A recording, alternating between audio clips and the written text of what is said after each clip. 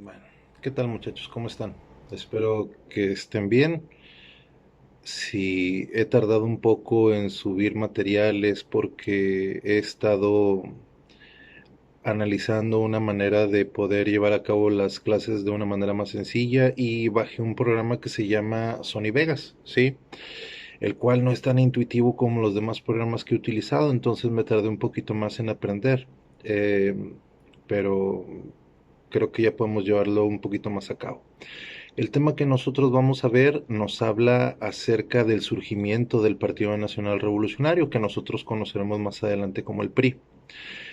Si ustedes se fijan, la Revolución Mexicana inicia con la finalidad de quitar a Porfirio Díaz del poder, ¿sí? Había durado más de 30 años y por lo mismo ya no era deseable para los mexicanos, ¿sí? Pero en menos de un año lo quitan, iniciada la Revolución Mexicana. ¿Por qué la revolución entonces se posterga por tanto tiempo? ¿Por qué la revolución tarda tanto en acabarse? Bueno, esto es porque la segunda fase de la Revolución Mexicana, eh, pues básicamente consiste en que se empiezan a matar los propios revolucionarios. Y en la tercera fase de la Revolución Mexicana, que muchos autores no la marcan, ¿sí? Marcan como que de repente, pum, todo se acabó y no, así no es, ¿sí? La tercera fase de la Revolución Mexicana va a terminar con la creación del partido único, ¿sí? Más o menos es así. Se empiezan a matar entre los propios revolucionarios y queda uno ganador, que viene a ser Álvaro Obregón. Álvaro Obregón se queda en el poder, pero cuando se termina su presidencia va a llegar otro personaje que se llama Plutarco Elías Calles. Plutarco Elías Calles acaba su periodo presidencial y a Álvaro Obregón se le ocurre una idea que la verdad a muchos se les había ocurrido antes, la reelección, lo cual era totalmente ilógico porque si ustedes se fijan, la Revolución Mexicana inicia para quitar a alguien que se estaba religiendo, ¿sí? Entonces, vemos una de las evidencias más grandes de esto que viene a ser la Constitución de 1917, cuyo principal lema es sufragio efectivo, no reelección. Entonces, si después de la Revolución Mexicana llega uno de estos personajes revolucionarios y lo primero que hace es reelegirse, pues no tiene congruencia, ¿sí?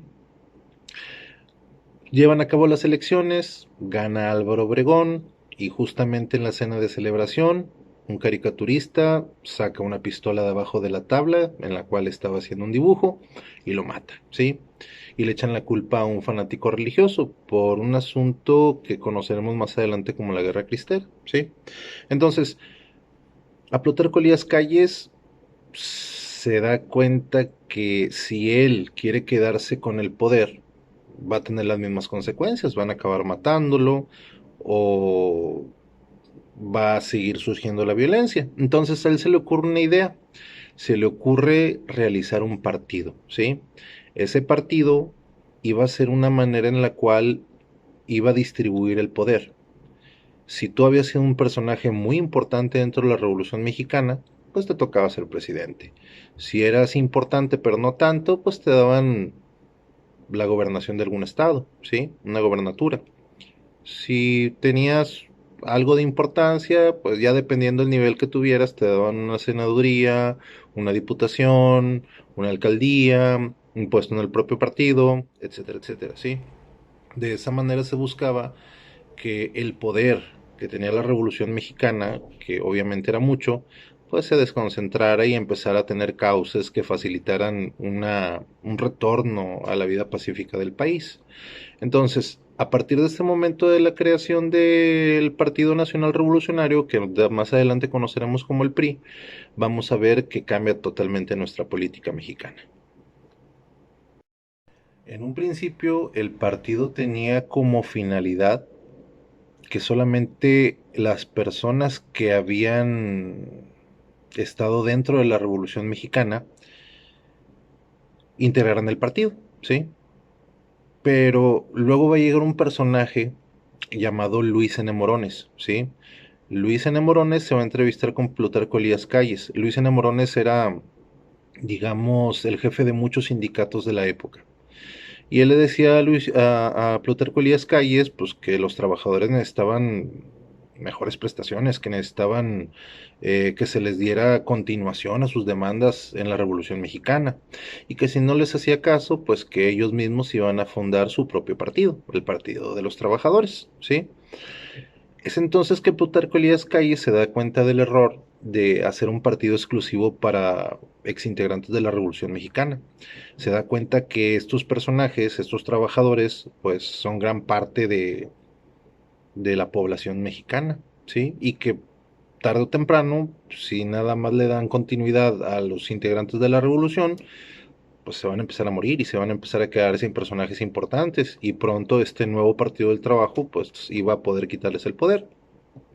Decide abrir las puertas a los trabajadores, y es entonces que nacen las confederaciones obreras, campesinas y de sindicalistas, que son, digamos, la carne de cañón del PRI, ¿sí? Durante muchos años, cuando nosotros veíamos los mítines políticos, muchos de los que los integraban eran estos personajes que pertenecían a la CROC, a la CTM, a muchas confederaciones de trabajadores de México que estaban afiliados al PRI, ¿sí? Mientras tanto, Plutarco Elías Calles se da cuenta que ya no puede seguir gobernando de la misma manera, que pues obviamente si él decide quedarse con el poder va a acabar igual que Álvaro Obregón. Entonces decide poner títeres, presidentes títeres en su lugar, ¿sí? Realmente él era el que gobernaba, pero los presidentes que estaban, digamos, como la cara tras la presidencia, pues eran personajes que no tenían trascendencia política. Mm, el propio Emilio Portes Gil, Pascual Ortiz Rubio, Abelardo Rodríguez, eran personajes de poca monta en la época. Algunos habían ocupado cargos muy pequeños, pero por ser hombres de confianza de Plutarco Elías Calles, quedaron como presidentes. A este periodo en el que gobierna Plutarco Elías Calles al frente del país, bueno, no es cierto, a este periodo en el cual esos presidentes son los que gobiernan, y ahora sí Plutarco Elías Calles está atrás de ellos, se le conoce como el Maximato. ¿Por qué? Porque Plutarco Elías Calles era la máxima figura de poder en el país durante esa época.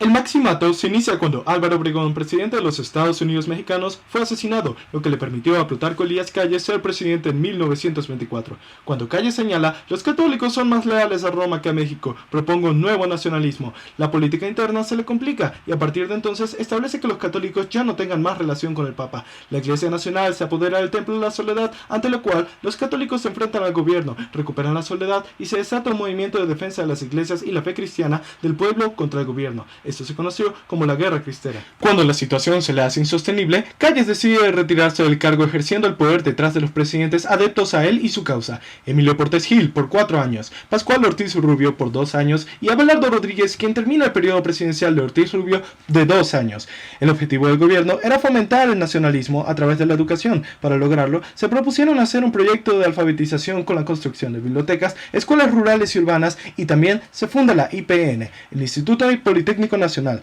Cuando acaba la presidencia de Abelardo Rodríguez, es electo Lázaro Cárdenas en 1934, quien no se deja controlar como los demás, expulsa a Abelardo Rodríguez del país, dejando a Calles sin el poder. Durante el gobierno de Lázaro se promueve la educación socialista y después le da asilo político a los niños refugiados de la Guerra Civil Española. Esto fue el fin del Maximato.